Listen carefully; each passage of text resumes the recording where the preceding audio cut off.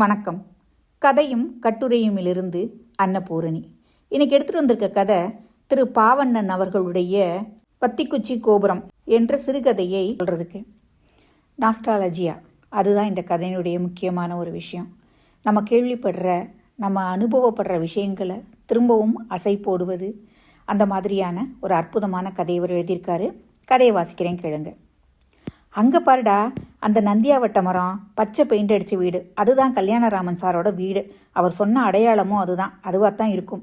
ஆனால் நாம் கொஞ்சம் சீக்கிரமே வந்துட்டோமே, அவரை 10 மணிக்கு தானே பார்க்குறதா சொல்லியிருந்தோம், இன்னும் அரை மணி நேரம் இருக்கே அப்படிங்கும்போது, அதனால என்னடா, நம்ம முன்னாடி போனால் அதுக்காக வர வேண்டாம், நான் சொல்லிட போகிறாருன்னு இன்னொரு நண்பன் சொல்ல, இல்லை அவர் ஏதாவது எழுதிக்கிட்டு இருப்பார், நாம் போய் டிஸ்டர்ப் பண்ணக்கூடாது, அவர் சொன்ன டைமுக்கே போவோம் அப்படின்னு சொல்லிட்டு மறுபடியும் அந்த மெயின் ரோடு வரைக்கும் நாங்கள் 4 பேரும் நடந்து போயிட்டு சரியாக 10 மணிக்கு அந்த வீட்டினுடைய வாசல் கதவை போய் சேர்ந்தோம். கதவு திறந்து தான் இருந்தது. உள்ளே போனோம். முன் வராண்டாவில் ஒரு குழந்தை உட்காந்து வத்திக்குச்சி கோபுரத்தை அடுக்கிட்டு இருந்தது. எங்களை கவனிக்கவே கிடையாது.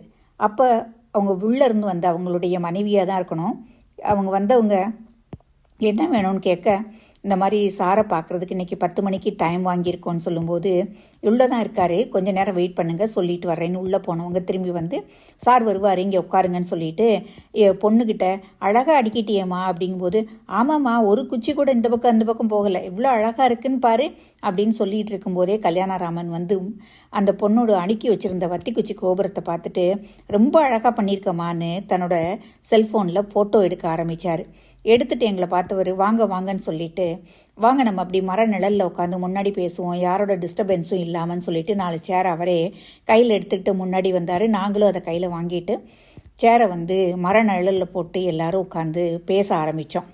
நண்பர்களில் ஒருத்தன் சொல்ல ஆரம்பித்தான், எனக்கு நீலவானம் நாவலை பற்றி பேசணுன்னு இருந்தது, அதில் வர ராகவன் பாத்திரம் செய்கிற விவாதங்கள் ஒன்றொன்றுமே எனக்கு ரொம்ப பிடிச்சது அப்படின்னு அதை சொல்ல ஆரம்பித்த உடனே, சார், அந்த நாவலை நான் 10 தடவைக்கு மேலே படிச்சிட்டேன் சார், விட்டால் மனப்பாடமாகவே ஒப்பிச்சிருவேன் அப்படின்னா. எல்லாருமே கவிதைன்னு தொடங்கி படிப்படியாக நாவலுக்கு போகிறத தான் பார்த்துருக்கேன் சார், நீங்கள் எப்படி சார் நேரடியாக நாவலுக்குள்ளே போயிட்டீங்க? அதுக்கு அவர், எழுதணுங்கிற வெறி தான் எனக்குள்ளே எழுதுகிற வேகத்தை உண்டாக்குறதுக்கான தூண்டுகோல். அப்படி ஒரு நெருக்கடி, அந்த காலத்தில் அப்படி ஒரு வாழ்க்கை, ஒரு மூட்டை கல்லை தூக்கி என் தலைமையில் வச்ச மாதிரி இருக்கும். அப்போ அந்த அளவுக்கு பாரம். முதுகில் வச்ச உப்பு மூட்டையை ஆற்றுக்குள்ளே உட்காந்து கழுதை கரைக்கிற கதை தெரியும் இல்லையா உங்களுக்கு, அந்த மாதிரி எழுத்துக்களில் கரைச்சிக்கிட்டேன் நான். அவரோட பார்வை எங்கள்கிட்டருந்து விலகி ரொம்ப தூரத்தில் போன மாதிரி இருந்தது. எங்களை பார்த்து திரும்பினவர், நான் உங்களை மாதிரி இருந்த காலத்துலேருந்து சொல்கிறேன், அப்போ தான் எல்லாமே விளங்கும் அப்படின்னு சொல்லுங்கள் சார்னு நாங்களும் வர முகத்தையே பார்த்தோம். எங்கள் அப்பாவுக்கு எங்கள் அம்மா 2ஆம் தாரம், கோவிலில் வச்சு முறையாக தாலி கட்டின கல்யாணம் தான். ஆனால் தனியை வீடெடுத்து தங்க வச்சுருந்தாரு அப்பா. அம்மாவுக்கு தையல் தெரியும். மார்க்கெட்டில் 4-5 கடையில் தொடர்ச்சியாக அவங்களுக்கு ஆர்டர் கொடுப்பாங்க. தச்சு முடித்ததும் கொண்டு போய் கொடுத்துட்டு அம்மா பணம் வாங்கி வந்துடுவாங்க. அப்பா மார்க்கெட்டில் ஒரு துணி கடை வச்சுருந்தாரு. அப்படித்தான் 2 பேருக்குள்ள பழக்கம். அது கல்யாணம் வரைக்கும் இழுத்துக்கிட்டு வந்துருச்சு. அம்மாவுக்கு கூட பிறந்தவங்க சொந்தக்காரங்கன்னு சொல்ல யாருமே இல்லை. அவங்க அம்மா மட்டும்தான் அவங்களுக்கு. அவங்களும் சின்ன வயசில் 2ஆம் தாரமாக தான் வந்தவங்க. எல்லாம் விதி, வேற என்ன சொல்ல முடியும்? கல்யாணராமனுடைய முகத்தில் திடீர்னு ஒரு இருள் வந்து சேர்றதை பார்க்க முடிஞ்சுது. அதே நேரத்தில் அப்பா டீன்னு சொல்லிக்கிட்டு அந்த குழந்தை பிளேட்டில் டீயை கொண்டு வந்து எல்லாருக்கும் கொடுக்க ஆரம்பிச்சிது. சனி ஞாயிறில் மட்டும்தான் எங்கள் அப்பா எங்கள் வீட்டுக்கு வருவார். மற்ற நாளில் நாங்கள் பெரிய வீட்டில் இருப்பார். நானும் தங்கச்சியும் பிறந்தோம். அப்பா மெட்ராஸில் வேலை செய்கிறவர், லீவ் நாளில் தான் இங்கே வந்துட்டு போவாருன்னு ஆரம்பத்தில் எங்ககிட்ட அம்மா சொல்லி வச்சுருந்தாங்க. நானும் அதைத்தான் உண்மைன்னு நம்பிக்கிட்டு இருந்தேன். அப்புறம் படிப்படியாக நானே புரிஞ்சுக்கிட்டேன். எல்லார் வீட்லேயும் அம்மாவும் அப்பாவும் சேர்ந்து நிற்கிற மாதிரி ஃபோட்டோ பிடிச்சி வச்சுருக்காங்களேம்மா, நீங்கள் 2 பேரும் ஏமா பிடிச்சி வச்சுக்கலன்னு ஒரு நாள் தெரியாதனமாக கேட்டுட்டேன். என்றைக்கும் கோவப்படாத அம்மா அன்னைக்கு கோவத்தில் அடின்னு அடிச்சிட்டாங்க. முதுகில் தடிப்பாக ஆயிடுச்சு. அப்புறம் ராத்திரிக்கு அழுதுகிட்டே வலிக்குதா கண்ணுன்னு தடவி கொடுத்து மருந்தெல்லாம் தடவுனாங்க. எங்கள் கல்யாணத்தன்னைக்கு ஊருக்கே லீவு நாள்டா, ஒரு கடையும் இல்லை, அதான் எடுக்கலை, புரிஞ்சுதான்னு பட்டும் படாமல் சொன்னாங்க. நானும் நம்பிட்ட மாதிரி சரிமான்னு தலையாட்டினேன். அதுக்கப்புறம் எங்கள் அம்மா அப்பாவை, குறிப்பாக எங்கள் அம்மாவை நான் சங்கடப்படுத்துனதே கிடையாது. எங்கள் அப்பா நல்லவரா கெட்டவரான்னு நினச்சி பார்க்குற நிலமையிலெல்லாம் நாங்கள் இல்லை. ஆனால் அவர் தான் எங்கள் 2 பேரையும் படிக்க வச்சார், துணிமணி எடுத்து கொடுத்தாரு. அந்த நன்றியை நான் ஒரு நாளும் மறக்க மாட்டேன். தங்கச்சி +2 முடிச்சுட்டு 1 வருஷம் டீச்சர் ட்ரைனிங் படிச்சுது. யாரையோ பிடிச்சி அதை ஒரு ஸ்கூலில் டீச்சர் ஆக்கிட்டார் அவர். அம்மா அப்பாவும் தச்சுக்கிட்டு தான் இருந்தாங்க. நான் டிகிரி முடிச்சுட்டு ஸ்டாஃப் செலெக்ஷன் பேங்க் எக்ஸாம்னு மாற்றி மாற்றி எழுதிக்கிட்டு இருந்தேன். ஒன்றும் சரியாக அமையலை. அந்த கம்பெனி இந்த கம்பெனின்னு பேர் சொல்லி எங்கெங்கேயோ என்னை போன்னு அடிக்கடி சொல்லுவார். எனக்கு அங்கெல்லாம் போக பிடிக்காது, போக மாட்டேன். கடைசியில் அவனுக்கு சுய புத்தியும் இல்லை, சொல் புத்தியும் இல்லை. நீயாச்சும் எடுத்து சொல்லக்கூடாதான்னு அம்மாவை திட்டிட்டு போயிடுவார். கசப்பான ஒரு புன்னகை அவருடைய உதட்டில் வந்து உட்கார்றதை நாங்கள் மறுபடியும் கவனித்தோம். ஒரு கணத்துக்கு அப்புறம் என்றைக்கும் என்னை திட்டி பேசாத அம்மா ஒரு நாள் மனசு நொந்து திட்டினாங்க. டெலிஃபோன் டிபார்ட்மெண்ட்டுக்கு எழுதி போட்டிருக்கேம்மா, இன்னும் 2-3 மாதத்தில் பதில் வரும்மான்னு நான் சொன்னதை அவங்க நம்ப தயாராகவே இல்லை. இதே கதையைத்தான் நீ 3 வருஷமாக சொல்லிகிட்டு இருக்க, போடான்னு எந்திரிச்சு போயிட்டாங்க. நம்மளை விட வயசில் சின்ன பிள்ளை சம்பாதிச்சு கொண்டாந்து கொடுக்குற பணத்தில் சாப்பிட்றோன்னு ஒரு வெக்கம் வரணும்டா உனக்கு. உப்பு போட்டு சாப்பிட்றவனுக்கு அதுதான் அடையாளம்னு அடுப்பை பார்த்துக்கிட்டே சொன்னாங்க. எனக்கு அப்படியே நாக்க பிடிக்கணும் போல இருந்தது. நாங்கள் எதுவும் பேசாமல் அவரையே பார்த்துக்கிட்டு இருந்தோம். அவர் தொடர்ந்து ஒரு நாள் அம்மா கிட்ட கொடுக்கறதுக்காக துணி லோடு எடுத்தாந்தார் அப்பா. என்கிட்ட ஒரு சீட்டை காட்டி, இந்த அட்ரஸில் போய் பாரு, ஏதோ அசிஸ்டண்ட் வேணுமா, நம்ம கடை பேரை சொல்லு, மாதத்துக்கு 2000 ரூபா கொடுக்குறோன்னு சொன்னாங்க. 2000 சொல்கிறத திருப்பி சொல்கிறத கேட்ட சமயத்தில் எனக்கு தலையில் சுத்தியலால் அடிக்கிற மாதிரி இருந்தது. கவர்மெண்ட் ஆஃபீஸில் அங்கே குமாஸ்தா இங்கே குமாஸ்தான்னு போனால் கூட இதே மாதிரி தான் கொடுப்பாங்க. நான் சீட்டை வாங்கி பார்த்தேன். கம்பெனி மாதிரி தெரியல, ஏதோ வீட்டு அட்ரஸ். நான் பதில் சொல்லாமல் சும்மா இருந்தேன். திடீர்னு அவர் அம்மா பக்கம் பார்த்து சத்தமாக பேசினார். பேச குரல் உடஞ்சி ஒரு கட்டத்தில் அழ ஆரம்பிச்சிட்டாரு. அங்கேயும் பசங்க பெருசாகிட்டே இருக்காங்க, தெரியுமில்ல, அதை புரிஞ்சுக்கணும். என்னைக்காவது ஒரு நாள் வீட்டை விட்டு எங்கேயும் போகக்கூடாதுன்னு என்னை பிடிச்சி நிறுத்தி வச்சிட்டாங்கன்னா நான் என்ன பண்ண முடியும்? இல்லை, எனக்கே ஒன்று ஆகுது. அப்போ நீ என்ன செய்வ? இவனை ஒரு ஆளாக்கி நிற்க வச்சுட்டா நிம்மதியாக இருக்கலான்னு நினைக்கிறது தப்பா? இப்படி வீம்பு பிடிச்சி அலையிறானே உன் புள்ள. தான் இஷ்டத்துக்கு தான் நடப்பேன்னு ஆளாளுக்கு நினச்சாங்கன்னா அப்புறம் இங்கே நான் எதுக்குன்னு கேட்டுட்டு கண்ணை தொடச்சிக்கிட்டே வெளியே போயிட்டாரு. அம்மா என்கிட்ட ஒரு வார்த்தை கூட பேசலை. மனசுக்குள்ளே அது ரொம்ப உறுத்தலாக இருந்துச்சு. வீட்டுக்குள்ளே இருக்கவே பிடிக்கலை. வேகமாக வெளியே வந்தேன். கையில் 10 பைசா கிடையாது. நெல்லித்தோப்புக்கு நடந்தே போனேன். அப்பா கொடுத்துருந்த அட்ரஸ் சீட்டில் இருந்த வீட்டை கண்டுபிடிச்சேன். பெரிய வீடு, ஃப்ரான்ஸ்காரங்க இருக்கிற வீடு மாதிரி இருந்துச்சு. வாட்ச்மேன் தாத்தா கிட்ட விவரம் சொன்னேன். அவர் வாசல்லேருந்து இன்டர்காமில் தகவல் சொன்னார். அப்புறமா என்னை உள்ளே போக சொன்னார். கூடத்தில் ஒரு பெரம்பு நாற்காலியில் தடியாக ஒரு அம்மா உட்காந்து டிவி பார்த்துக்கிட்டு இருந்தாங்க. டிவியில் ஏதோ ஓடிக்கிட்டு இருந்தது. அப்போ அங்கே ஒரு பெரிய ஃபோட்டோ ஆணியில் மாட்டி இருந்துச்சு. சந்தன மாலை போட்டிருந்தாங்க. தெரிஞ்ச முகமாக இருக்கேன்னு உத்து பார்த்துக்கிட்டே இருந்தேன். அப்போ தான் மனசில் வந்துச்சு, முத்துசாமி நாயக்கர். பாண்டிச்சேரியில் ஹரிஜன சேவா சங்கம் நடத்தினவர். சுப்பையா கம்யூனிஸ்ட் கட்சிக்கு போயிட்ட பிறகு சங்கத்தை அவர் தான் பார்த்துக்கிட்டாரு. அந்த அம்மாட்ட இவர் முத்துசாமி நாயக்கரான்னு கேட்டேன். ஆமான்னு அவங்க தலையாட்டிக்கிட்டே அது எங்கள் அப்பான்னு சொன்னாங்க. அப்புறமா என்னோடய படிப்பு பேர் விவரமெல்லாம் கேட்டாங்க. எல்லாத்தையும் சொன்னேன். கடைசியாக உனக்கு முருகேசன் என்ன வேணும்னு கேட்டாங்க. அப்பான்னு சொன்னேன். நெய்வேலிங்கிறதுனாலையோ என்னமோ எனக்கு அந்த பேர் ரொம்ப அறிமுகமான பேராக இல்லை. அதனால அவர் சொல்கிறத அமைதியாக கேட்டுக்கிட்டு இருந்தோம். முத்துசாமி நாயக்கரை தெரிஞ்சிருந்துட்டுனா உனக்கு ரோசம்மாவை பற்றியும் தெரிஞ்சிருக்கணுமேன்னு சொல்லிட்டு அந்த அம்மா என்னை பார்த்தாங்க. நாயக்கர் மனைவி ரெட்டியார்பாளையம் கிறிஸ்து ஆசிரமம்னு சொன்னேன். எங்கள் அம்மா தான் அதுன்னு சொன்னாங்க. சட்டுன்னு அவங்க பேரில் ஒரு மதிப்பு மரியாதையும் என் மனசில் கூடுதலாச்சு. என் பேர் வெண்ணிலான்னு சொன்னாங்க. நான் கல்யாணராமன்னு சொன்னேன் என் பேரை. அம்மாவுக்கு 90 வயசாகுது. இங்கே தான் கீழே உள்ள அறையில் இருக்காங்க. பகலில் பார்த்துக்க ஒரு நர்ஸு, ராத்திரியில் பார்த்துக்க ஒரு நர்ஸுன்னு தனித்தனியாக இருக்காங்க. அதெல்லாம் கவலை இல்லை. அப்பா போய் 15 வருஷம் ஆகுது. அதிலிருந்து அம்மாவுக்கு ஒரே பொழுதுபோக்கு என்னென்னா பழைய டைரிங்களை எடுத்து படிக்கிறது தான். அப்பாவோட டைரி ஒரு 50 இருக்கும். அம்மாவே எழுதின டைரி ஒரு 50 இருக்கும். கைக்கு கிடச்ச டைரி எடுத்து காலையிலேருந்து படிச்சுக்கிட்டே இருப்பாங்க. அவங்களா சிரிச்சுக்குவாங்க, அவங்களா அழுவாங்க. என்னன்னு கேட்டால் எதுவும் சொல்ல மாட்டாங்க.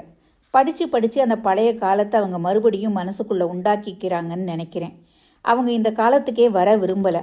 2 பேரும் ஒன்றா சேர்ந்து வாழ்ந்த காலம் மட்டும் போதும்னு நிறுத்திட்டாங்க. சத்தியாகிரகம், சுதந்திர போராட்டம், ஆசிரமம்னு அந்த காலத்திலேயே இருக்கணும்னு ஆசைப்படுறாங்கன்னு புரிஞ்சுக்கிட்டேன். ஒரு வகையில் அதுவும் நல்லது தான். இந்த காலத்தில் புதுசாக தெரிஞ்சுக்கிறதுக்கு என்ன இருக்குது? அடிதடி, குத்து, பதவி வெறி, பொறாமை, அவ்வளவுதானே.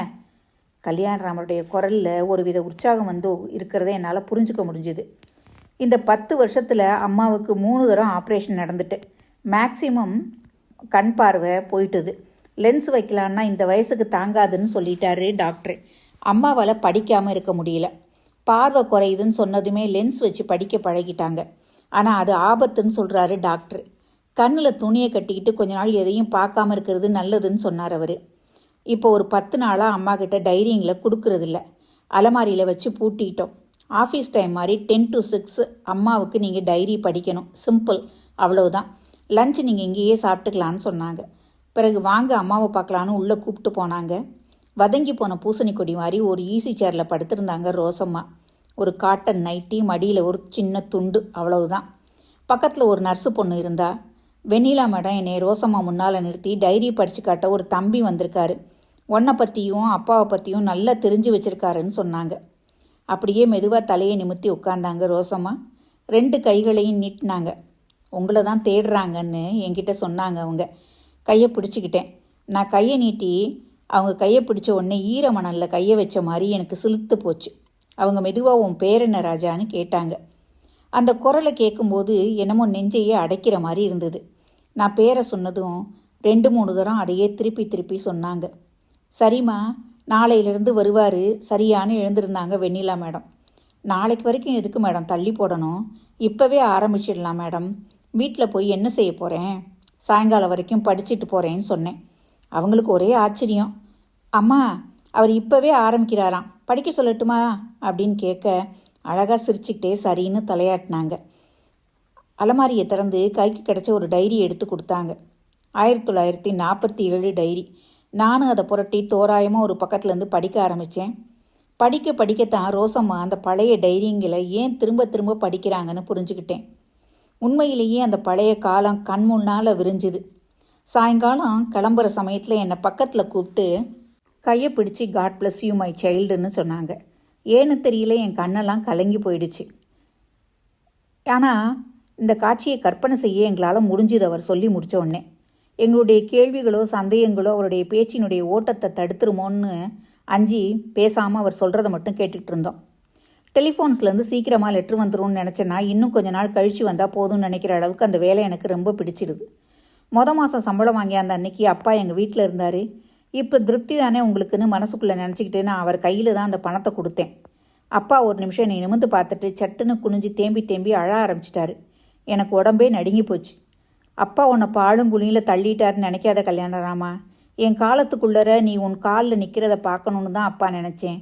இனிமேல் உன் உழைப்பில் நீ எந்த உயரத்துக்கு போனாலும் சந்தோஷந்தாம்பான்னு சொல்லிட்டு அம்மாட்ட கொடுத்து ஆசீர்வாதம் வாங்கிக்கேன்னு கையை கட்டினார். எனக்கும் அழுகையாக வந்துச்சு. 2 பேரையும் நிற்க வச்சு காலில் விழுந்தேன். 2 பேருமே எனக்கு திருநீர் பூசி விட்டாங்க. டைரிங்களை படிக்க ரோசம்மாவை பற்றியும் நாயக்கரை பற்றியும் நல்லா புரிஞ்சுக்கிட்டேன். இப்போ காலேஜில் இன்டர்மீடியேட், மெட்ராஸில் பிஏவும் லாவும் படிச்சிருக்காரு.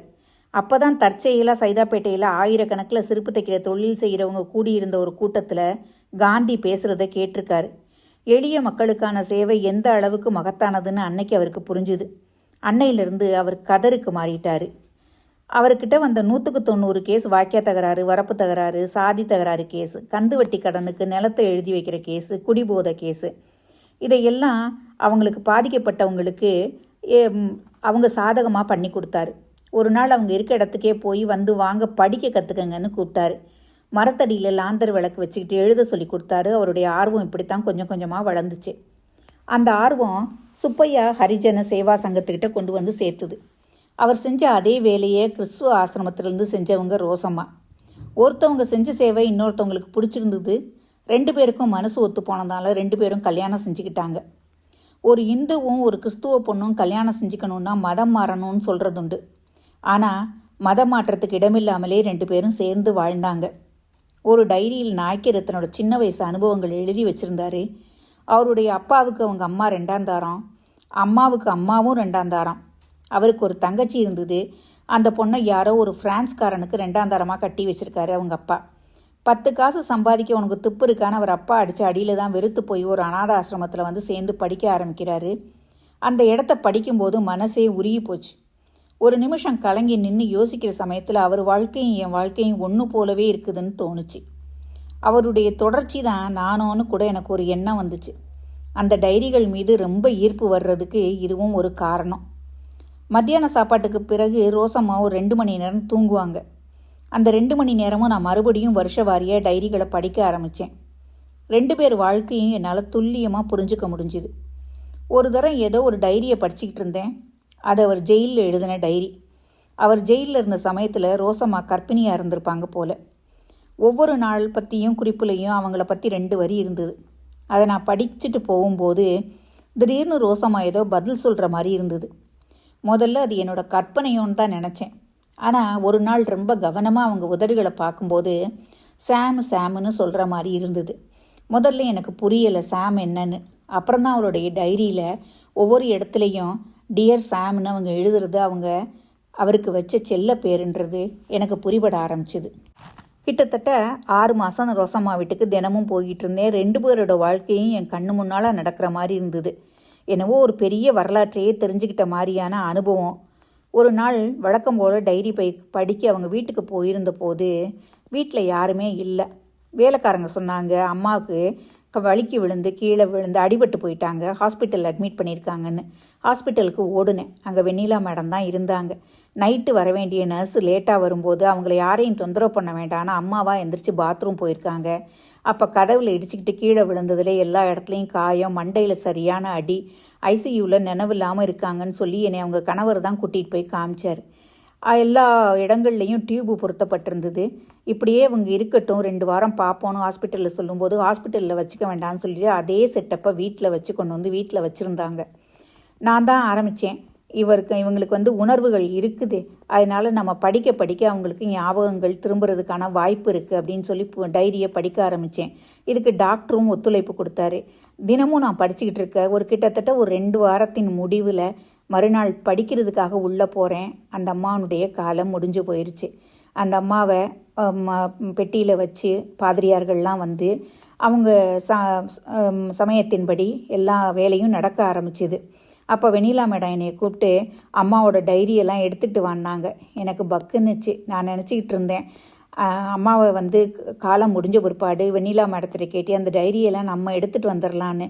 ஆனால் அம்மா சொன்னாங்க அம்மாவுக்கு பிடிச்சமான பொருட்களை எல்லாம் அம்மாவோடய அனுப்பணும். அவங்களுடைய வாழ்க்கையில் மிக பொக்கிஷமாக அவங்க நினச்சது இந்த டைரிகளை தான்.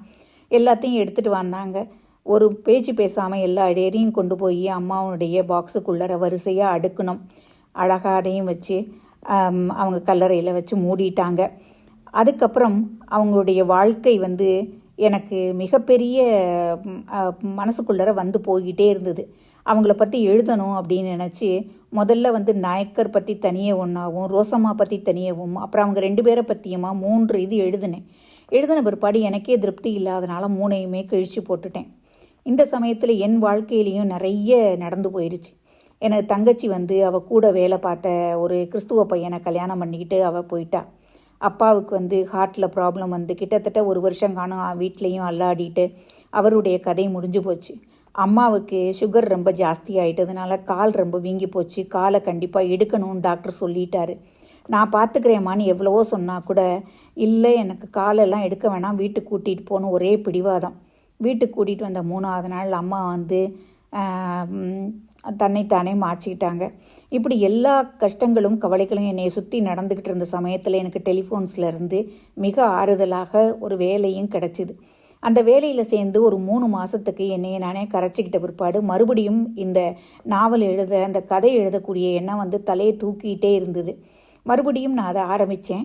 இப்போ நான் தனித்தனியாக ஆரம்பிக்காமல் இது ஒரு வாழ்க்கை பருவமாக மாற்றி அவங்க 2 பேரை பற்றியும், அதுக்கப்புறம் அவங்களுடைய காதல் பற்றியும், அவங்க கல்யாணம் பற்றியும், அவங்களுடைய போராட்டங்கள் பற்றியும் இப்படி எழுதி முடிக்கலாம் அப்படின்னு நினைக்கும் போது அதுவும் எனக்கு திருப்தியாக இல்லை.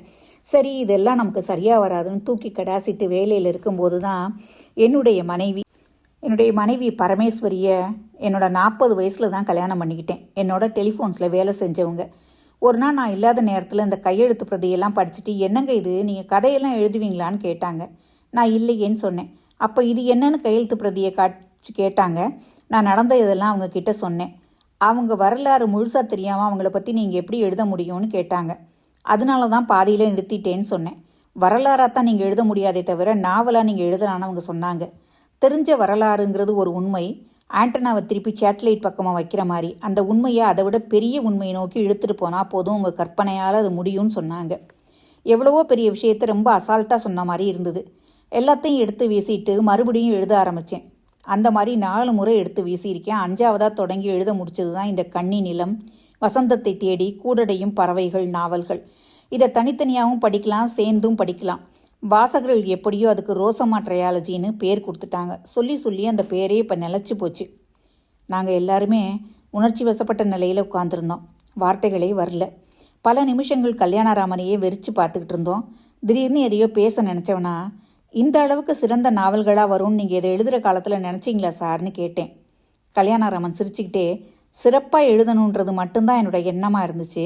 அதனால தான் பல தரம் திருப்பி திருப்பி எழுதினேன். உங்களை மாதிரியான வாசகர்கள் அந்த நாவல்களை கொண்டாடுறத பார்க்குற சமயத்துலேயும் புது புது கோணங்களில் பேசுகிறத கேட்குற சமயத்துலேயும் மகிழ்ச்சியாக தான் இருக்குது. என்னோடய முயற்சி வீண் போகலைங்கிறது திருப்தியாக தான் இருக்குது. இந்த 3 நாவல்களுக்கு பிறகு கழுகுகள், ஊற்றுக்கண்கள், நீலவானோன்னு 3 நாவல்களை எழுதிட்டேன். இருந்தாலும் இன்னும் கூட ரோசம்மா ட்ரையாலஜிக்கு கிடைச்ச வரவேற்பு குறையலைன்னு சொன்னார். நாவல்னா இப்படித்தான் இருக்கணும்னு ஒரு இலக்கணமே இதனால் உருவாயிடுச்சு சார் அப்படின்னு ஒரு ஃப்ரெண்டு சொன்னான். அப்பா, புதுசாக இன்னொரு கோபுரம் அடிக்கி முடிச்சிட்டேன் பாருங்க. எழுந்திருச்சுன்னு கையை தட்டி ஆடினா அகில. நாங்களும் கல்யாணராமனும் மரத்தடியிலேருந்து எழுந்து போய் கோபுரத்தை பார்க்கும்போது சமயக்கட்டிலேருந்து கல்யாணராமனுடைய மனைவியும் வந்துட்டாங்க. ஜன்னல் ஓரத்தில் வச்சுருந்த செல்ஃபோனை எடுத்து அந்த வத்திக்குச்சி கோபுரத்தை படம் பிடிக்க நல்லதொரு கோணத்துக்காக அங்கேயும் இங்கேயுமா நகர்ந்தார் கல்யாணராமன். கதையை இந்த இடத்துல முடிக்கிறாரு எழுத்தாளர் பாவண்ணன் அவர்கள்.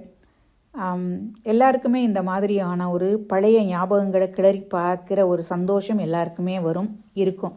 உங்கள்கிட்ட இருந்தெல்லாம் ஒரு 3 வாரம் பிரேக் எடுக்க போகிறேன். மறுபடியும் ஜூன் மாதம் 2nd வீக்கில் உங்களை சந்திக்கிறேன். மீண்டும் ஒரு நல்ல கதையோடு உங்களை சந்திக்கிறதுல மிக ஆவலாக இருக்கேன். நன்றி, வணக்கம்.